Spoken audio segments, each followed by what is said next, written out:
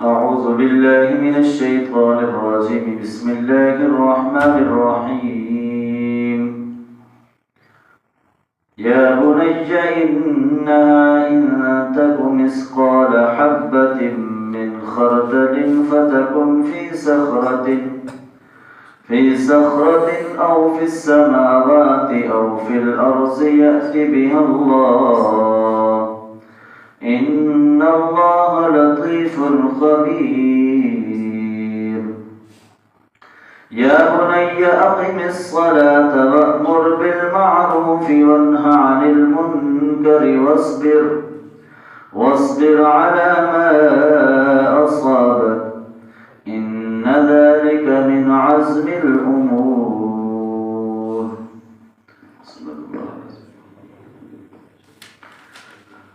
حضرت لقمان حکیم کی جو اپنے بیٹے کے لیے نصیحتیں تھیں وہی جو ہے وہ بیان ہو رہی ہیں مزید. پہلے تو شروع میں انہوں نے کہا اپنے بیٹے سے کہ شرک مت کرنا، کیونکہ شرک جو ہے وہ سب سے بڑا ظلم ہے.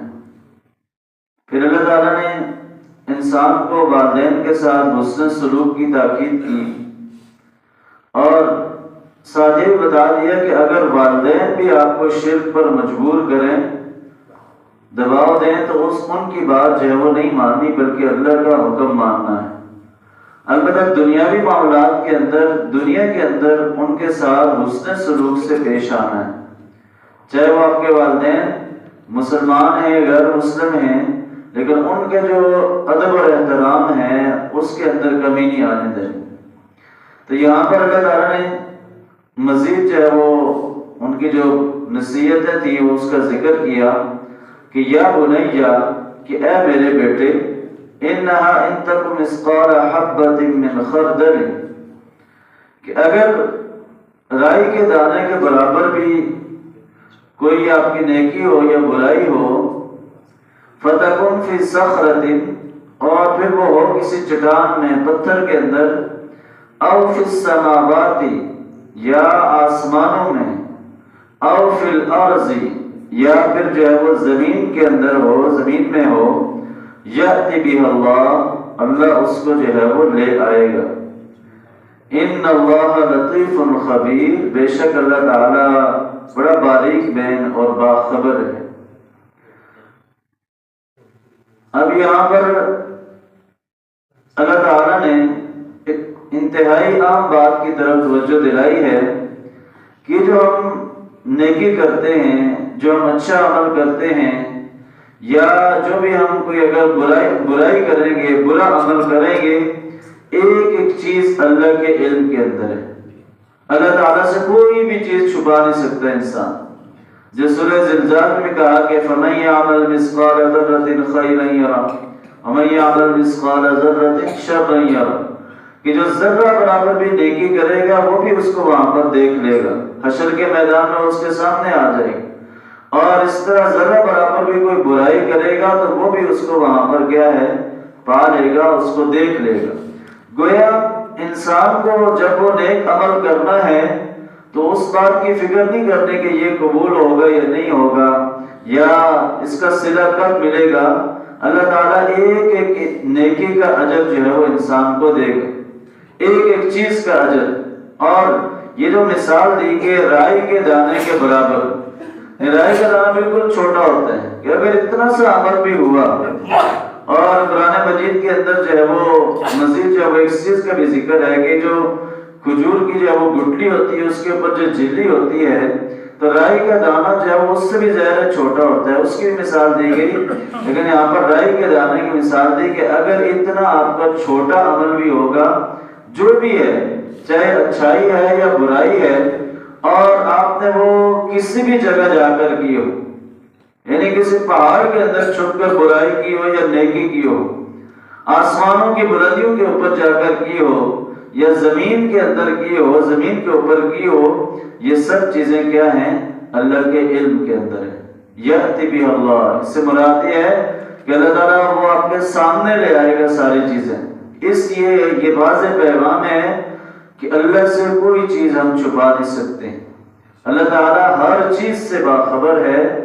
اور ان ان اللہ لطیف خبیر، اللہ بڑا باریک بین، یعنی انتہائی باریک چیز بھی، چاہے آپ کی نیکی بالکل چھوٹی سی کوئی عمل ہو، انسان بظاہر اس کو چھوٹا سمجھے، لیکن یہ ہے کہ اللہ تعالیٰ ہر چیز سے کیا ہے، باخبر ہے، اور ہر چیز اس کے علم کے اندر ہے۔ بلکہ انسان جو سوچتا ہے، جو اس کے دل کے اندر خیال آتے ہیں، انہ علیم بذات الصدور، وہ تو سینے کی باتوں تک سے واقف ہے، لہذا اللہ سے کچھ نہیں چھپا سکتے ہیں، اللہ سے کوئی چیز آپ مخفی نہیں رکھ سکتے۔ اس لیے انسان کے دل کے اندر، ویسے تو ہم ظاہر ہے کہتے ہیں کہ اللہ تعالیٰ دیکھ رہا ہے، اللہ ہر جگہ موجود ہے، لیکن اگر یہی عمل ہمارا برائی کے وقت ہو، اگر اس وقت ہمارے ذہن کے اندر ایک خیال آئے کہ میں جو برائی کر رہا ہوں اللہ کی ذات دیکھ رہی ہے اور اس کی سزا مجھے کاٹنی پڑے گی، تو تب جا کر انسان برائی سے بچ سکتا ہے۔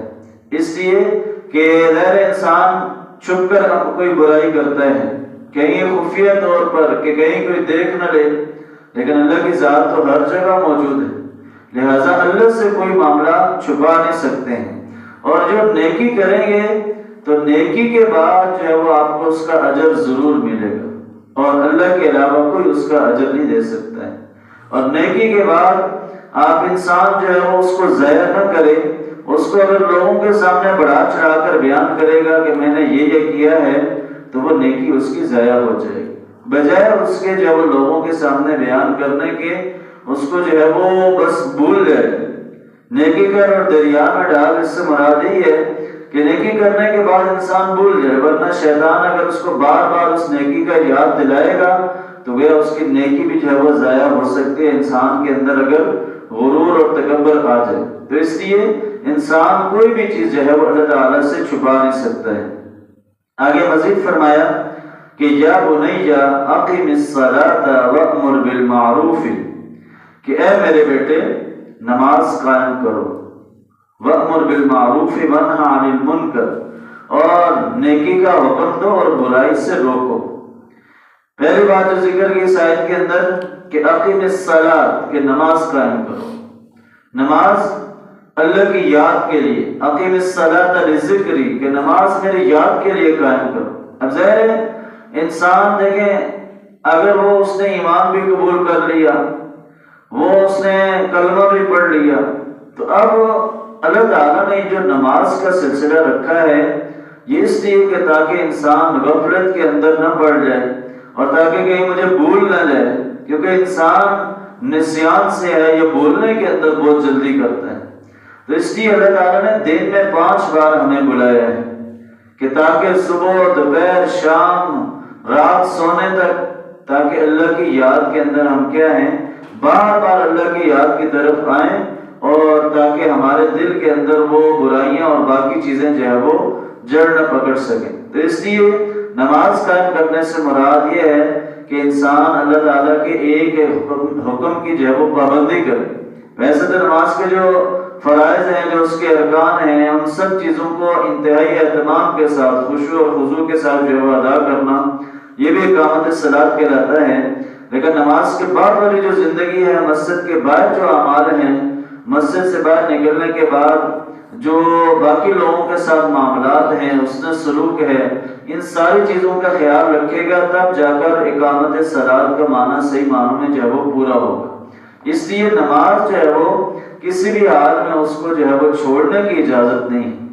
ایک مسلمان کے لیے کوئی ایسی صورت، یعنی اگر اتنا بیمار ہے کہ کھڑے ہو کر نہیں پڑھ سکتا، بیٹھ کر پڑھ، بیٹھ کر نہیں پڑھ سکتا تو لیٹ کر اشارے کے ساتھ پڑھ، یعنی جب تک ہوش و حواس کے اندر ہے تو کسی صورت میں نماز جو ہے وہ معاف نہیں ہے۔ اس لیے اسلام کے اندر، اہل ایمان کے اندر تو نماز چھوڑنے کا تصور ہی نہیں، کوئی ایسی بات ہی نہیں ہے کہ انسان کے ذہن میں آئے کہ یہ ایسا کام ہے کہ جو ہر صورت کرنا ہے، اور اس سے زیادہ اہم کام کوئی نہیں ہے۔ اور قیامت والے دن اعمال میں سب سے پہلے نماز کا ہی جو ہے انسان سے سوال ہو۔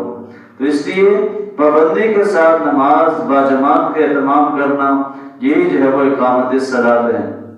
اور دوسرا یہ فرمایا کہ وَأْمُرْ بِالْمَعْرُوفِ، کہ نیکی کا حکم دینا، وَنْهَ عَنِ الْمُنکَرِ، اور برائی سے روکنا، وَاصْبِرْ عَلَىٰ مَا أَصَابَكَ، اور جو اس پر جو ہے وہ پریشانیاں مصیبتیں آئیں اس پر جو ہے وہ صبر کرنا.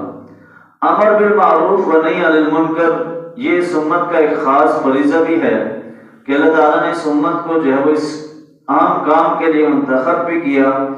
انبیاء کرام نبی صلی اللہ علیہ وسلم کی جو تعلیمات تھی وہ مکمل ہو چکی ہیں. اب اسی تعلیمات کو آگے لوگوں کے اندر پھیلانا یہ ہم سب کا کام ہے.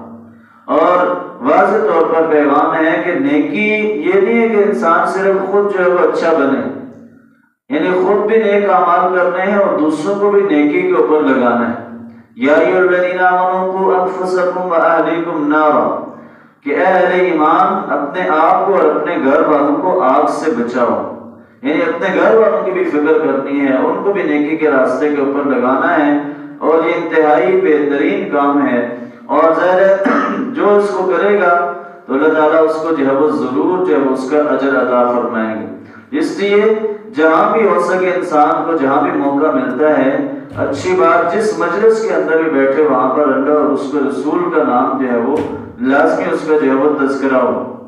ابھی آگے فرمایا کہ جب آپ یہ کام کریں گے، نیکی کا حکم دینا اور برائی سے روکیں گے، تو پھر آپ کے اوپر مصیبتیں اور پریشانیاں بھی آ سکتی ہیں.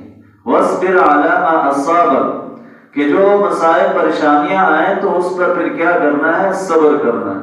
إِنَّ ذَلِكَ مِنْ عَزْمِ الْأُمُورِ، کہ بے شک یہ بڑے بلند ہمت کاموں میں سے، کہ یعنی جہاں پر بھی آپ برائی کو روکنے کی کوشش کریں گے تو آپ کے مخالفین زیادہ ہو جائیں. ہو سکتا ہے آپ کے گھر والے آپ کے مخالف ہو جائیں اور آپ کے رشتہ دار آپ کے مخالف ہو جائیں، لیکن اس وقت آپ نے صبر سے کام لینا ہے. اس وقت جو آپ نے صرف اور صرف اللہ پر بھروسہ کرنا ہے. اور یہ جو نیکی کا حکم دینا اور برائی سے روکنا یہ عام انسان کے بس کی بات نہیں ہے. یہ بزدل انسان نہیں کر سکتا ہے. یہ وہی کرے گا کہ جس کے دل میں اللہ کا خوف اور ڈر ہو. ورنہ اگر ایک انسان یہ سوچے کہ میں برائی سے روکوں گا، نیکی کی طرف بلاؤں گا، اور ذہن کے اندر وسوسے آئے تو پھر کبھی وہ نیکی کا کام جو ہے وہ نہیں کر سکتا ہے. اس لیے اس دوران اگر کوئی مسائل پریشانیاں، ظاہر انبیاء کرام کی، نبی صلی اللہ علیہ وسلم کی جو مثالیں ہمارے سامنے ہیں کہ دعوت کے کام کے اندر، جہاد کے کام کے اندر، اللہ کے دین کو پھیلانے کے اندر ان کو طرح طرح کی مشکلات کا سامنا کرنا پڑا، لیکن کیا ہے؟ صبر و استقامت سے کام لیا. انہوں نے اللہ تعالیٰ سے مدد مانگی. جو سورہ عصر کے اندر بھی انہی چیزوں کا جو ہے وہ ذکر کیا گیا ہے کہ اِلَّا الَّذِينَ آمَنُوا وَعَمِلُوا الصَّالِحَاتِ وَتَوَاصَوْا بِالْحَقِّ وَتَوَاصَوْا بِالصَّبْرِ، کہ ایک دوسرے کو حق کی تلقین کرنا اور ایک دوسرے کو صبر کی تلقین کرنا. کہ ظاہر ہے اگر کوئی پریشانی مصیبت آئے تو صرف اور صرف اللہ کے اوپر بھروسہ رکھیں تو اللہ تعالیٰ جو ہے وہ ضرور ان لوگوں کی جو ہے وہ مدد فرمائے گا. تو ان آیات کے اندر جو پیغام ہے کہ جو بھی نیکی کریں وہ خالصتاً اللہ کی رضا کے لیے ہو، اس کے اندر کوئی ایسے جو وہ دنیاوی لالچ نہ ہو، ورنہ جو وہ نیکی ضائع ہو سکتی ہے. اور نماز قائم کرنا، نیکی کا حکم دینا اور برائی سے روکنا اور صبر و استقامت سے کام لینا، یہ ان کو کہا کہ ان ذالک من عزم الامور، بڑے بلند ہمت کاموں میں سے، بڑے جو وہ اعلیٰ کاموں میں سے ہے. جو بھی ان کو کرنے والے ہیں ان کا شمار بھی اللہ تعالیٰ کی نگاہوں کے اندر بڑا معزز اور قابل احترام ہے. اللہ تعالیٰ سے دعا ہے کہ اللہ تعالیٰ نے صحیح معنوں میں قرآن و سنت پر چلنے کی توفیق عطا فرمائے.